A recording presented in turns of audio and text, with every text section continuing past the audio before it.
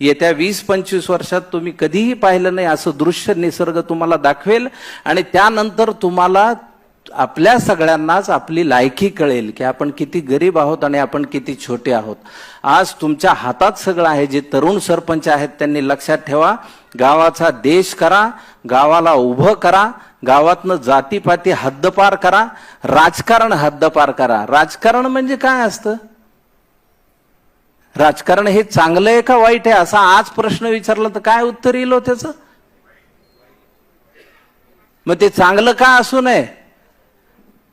चांगलं राजकारण हा विषय आहे का नाहीये? तर राजकारण चांगलं सुद्धा असू शकेल. तुम्ही प्रेमाने सगळ्या विरोधकांशी वागा. सरपंचांनी लक्षात ठेवा, तुम्ही आज निवडून आला ठीक आहे, जे तुमचे विरोधक आहेत त्यांना जवळ घ्या, त्यांना पुढं त्यांना म्हणावं तुम्ही पुढे या आणि तुम्ही हे कामं करा आणि गावाची समृद्धी सगळे मिळून वाढवा.